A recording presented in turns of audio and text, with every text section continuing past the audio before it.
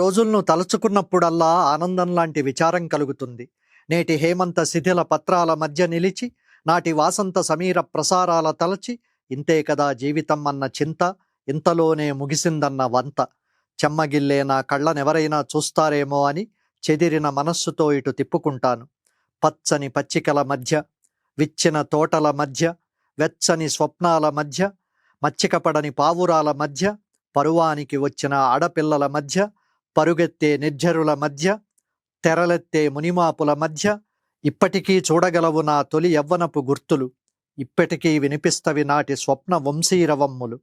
కాలవగట్టునున్న ఈ కడిమి చెట్టుకు తెలుసు మనం చెప్పుకున్న రహస్యాలు, ఊరి చివరనున్న మామిడి తోపుకు తెలుసు మనం కలలుగన్న ఆదర్శాలు, ఇంటి వెనకనున్న ఎర్ర గన్నేరుకు తెలుసు చిక్కబడుతున్న సంజ చీకట్ల చాలులో కలిసిన పెదవుల నిశ్వాసాలు.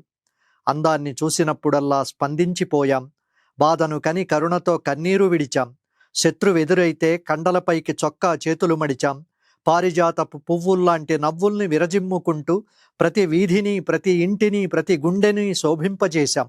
అమాయకమైన కళ్లతో, బాధ్యతలు లేని బలంతో, స్వచ్ఛమైన స్వేచ్ఛతో, ఉషఃకాంతి వంటి ఊహలో భవిష్యదభిముఖంగా సుఖంగా సాగిపోయాం. ఎన్ని రకాల రంగురంగుల పువ్వుల మాలలు, కిటికీలకు మెరిసే గాజుగొట్టాల జాలరులు, నేల మీద మొకమల్ తివాసీలు, అత్తరు గుబాళింపులు, జవరాళ్ల జవ్వాడే నడుములపై ఊగే వాల్జడలు, బాధ్యత లేని అధరాల చిటిలే నవ్వుల వైఢూర్యాలు, ప్రతి ఒక్క నిమిషం ఒక్కొక్క ఒమర్ ఖయూం రుబాయత్ పద్యాల వంటి రోజులవి. ఏవి ప్రియతం? చప్పుడు కాకుండా ఎవరు హరించారు మన పెన్నిధిని? నీతులు, నియమాలు, తాపత్రయాల కత్తుల బోనులో నిలిచి నిలిచి తిరిగే ఎలుగుబంటి వంటి మనం, డేగలాంటి ఆ చూపుని, ఆ ఉసురుని, ఆ ఎత్తుని, మబ్బులాంటి ఆ పొగరుని, మైకాన్ని, స్వర్గ సామీప్యాన్ని తిరిగి పొందలేమన్న సంగతి నాకు తెలుసు.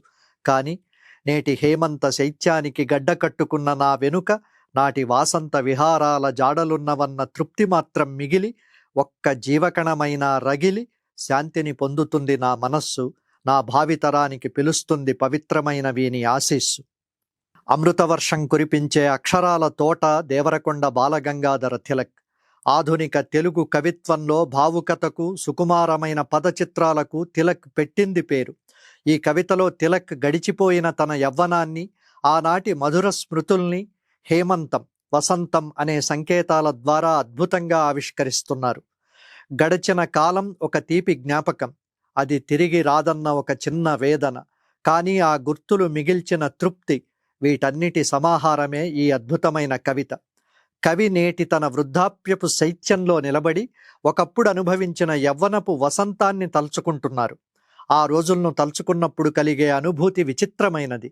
అది ఆనందాన్ని ఇస్తూనే జీవితం ఇంత త్వరగా ముగిసిపోతుందా అన్న చిన్నపాటి బాధను కూడా మిగులుస్తోంది. కన్నీళ్లు వస్తున్నా ఎక్కడ లోకం చూస్తుందో అని ఆయన తన ముఖాన్ని అటు తిప్పుకుంటారు. పచ్చని ప్రకృతి, వెచ్చని స్వప్నాలు, అమాయకపు పావురాలు, పరువంలో ఉన్న ఆడపిల్లలు, జలపాతాల మధ్య తన తొలి యవ్వనపు గుర్తులు ఇప్పటికీ సజీవంగా ఉన్నాయని కవి అంటున్నారు. ఆనాటి కలల వేణుగానం ఇప్పటికీ ఆయనకు వినిపిస్తూనే ఉంది. కవి తన గతంలోని అనుబంధాలను ప్రకృతితో ముడిపెట్టారు. కాలువగట్టున ఉన్న కడిమి చెట్టుకు వారి రహస్యాలు తెలుసని, ఊరి చివర మామిడి తోపుకు వారు కన్న ఆశయాలు తెలుసని, ఇంటి వెనుక గన్నేరు చెట్టుకు వారి ప్రేమ నిశ్వాసాలు తెలుసని చెబుతూ ప్రకృతిని ఒక సాక్షిగా నిలబెట్టారు.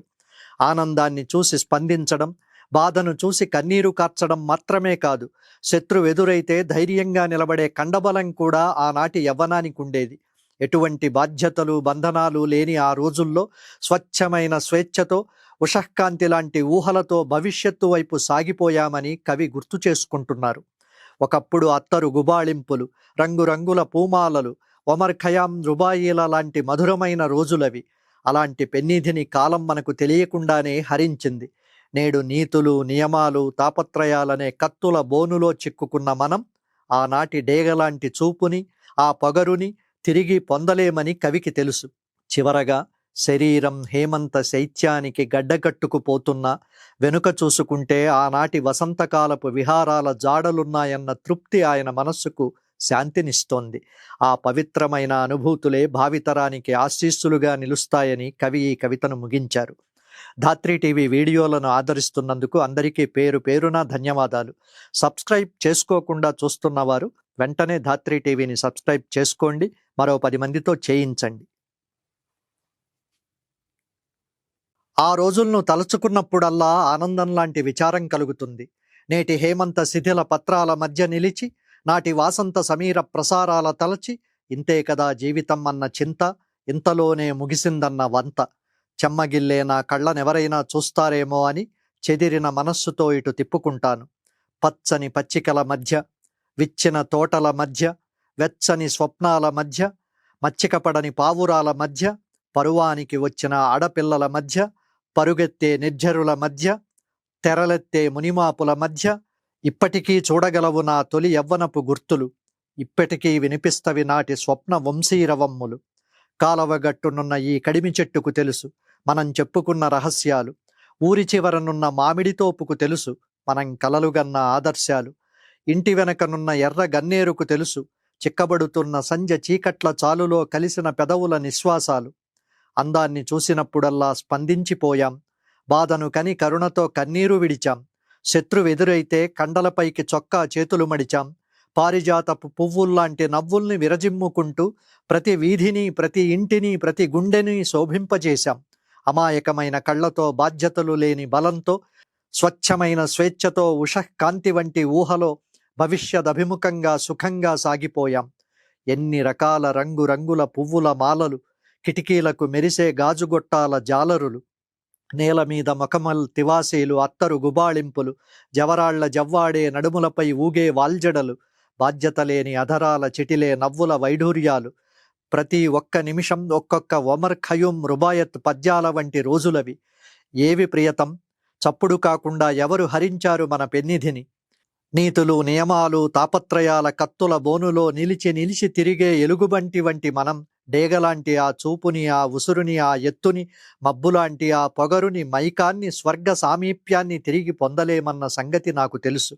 కానీ నేటి హేమంత శైత్యానికి గడ్డ కట్టుకున్న నా వెనుక నాటి వాసంత విహారాల జాడలున్నవన్న తృప్తి మాత్రం మిగిలి, ఒక్క జీవకణమైనా రగిలి శాంతిని పొందుతుంది నా మనస్సు, నా భావితరానికి పిలుస్తుంది పవిత్రమైన వీని ఆశీస్సు.